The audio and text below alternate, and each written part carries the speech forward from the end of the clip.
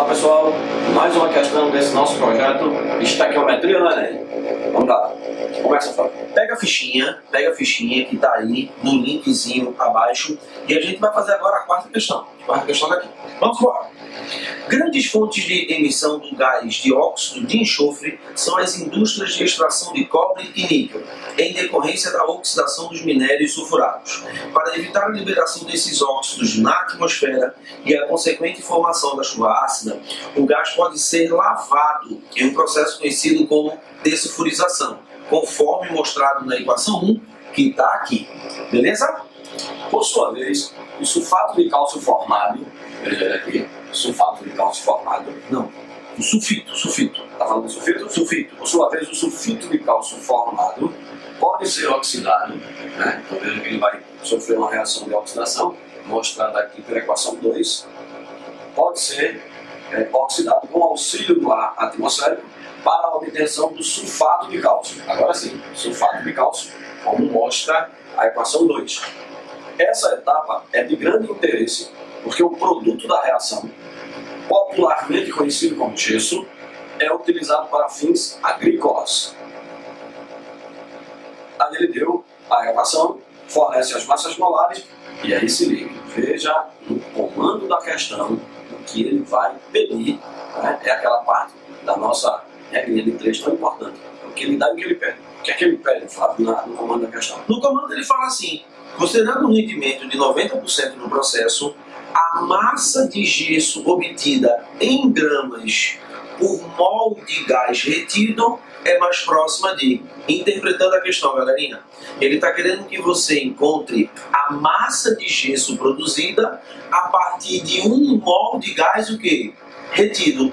O gás retido nesse processo industrial é o SO2. Por quê? Porque o SO2, galerinha, ele é um poluente atmosférico.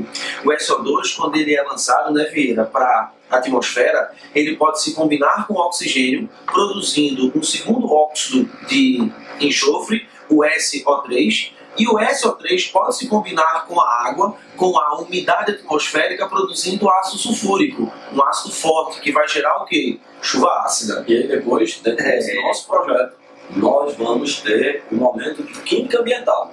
E aí você vai entender por que que o SO2 na atmosfera ele é oxidado, mas o SO3 já não vai ser. Isso é uma coisa que você só vai ver aqui. Isso nós vamos mostrar com os fundamentos da tabela periódica. Você veja, a tabela periódica vista de uma forma diferente e ampliada, nos mostrando conceitos fundamentais. Mas vamos à questão. Pessoal, galera, isso aqui é uma questão de um caso especial da química que o Enem ele vem batendo nessa tecla repetidamente. Que é o quê? Isso aqui é um caso de reações consecutivas. Aí preste atenção. E rendimento. Aí preste atenção. Toda vez que você encontrar uma questão do Enem com 2 equações consecutivas, aí você fala assim para mim: Flávio, o que é uma reação consecutiva? Uma reação consecutiva é aquela reação em que o produto de uma reação é reagente da outra. Preste atenção, que essa reação 2 depende da reação 1. Então isso é uma reação consecutiva. Isso. Aí você não vai esquecer desse detalhe. Para resolver um problema de estequiometria, generalizando isso, tá? Na maioria das vezes, beleza? Tá?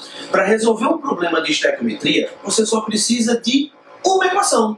Então o que você vai ter que fazer? Você vai ter que pegar essas 2 equações e vai ter que transformar em uma. Para isso, existe técnica, viu? Existe técnica para você fazer essa transformaçãozinha aí. Beleza? Fique atento a um detalhe importante. Você vai pegar exatamente a substância que é comum às duas, ou seja, aquela espécie que aparece no produto da primeira reação e também aparece no reagente da segunda. Neste caso, é o sulfito de cálcio. Vou grifar ele aqui. Isso. Tem um detalhe importante. Para que você possa somar essas 2 equações, como bem colocou o Flávio há pouco, você precisa verificar o coeficiente estequiométrico da substância comum.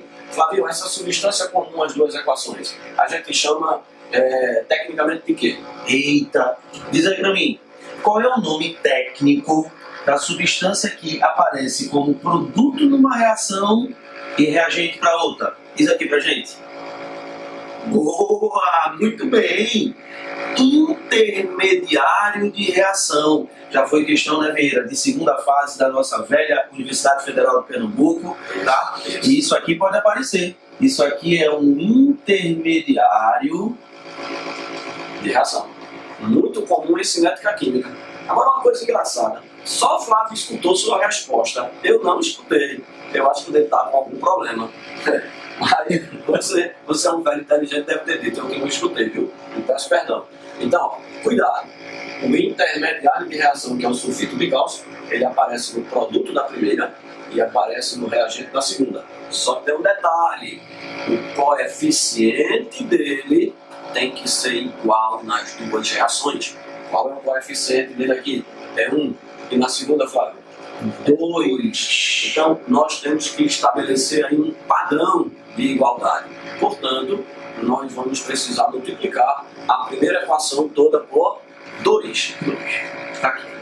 Então, vamos multiplicar. Tudo por 2. 2, 2, 2, 2. Beleza? Aí, só depois de feito isso, você vai poder somar. Então você vai somar essas duas equações. Aí você fala assim pra mim, Fábio, como é que eu vou somar isso? Lei de Hess. Lei de Hess aqui, cara. Soma. Obtendo o que a gente chama de equação global. Você pode perceber que o sulfito de cálcio, o CaCO3, ele está sendo produzido numa equação e está sendo o quê? Consumido na outra. E como vocês dizem, a gente corta, né? Cortou. O intermediário de reação sai. Dá para cortar mais alguém, galera?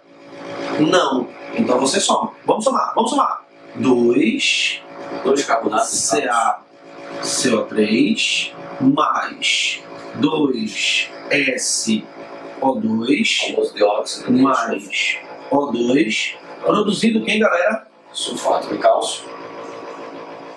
CO2 mais 2 CaSO4.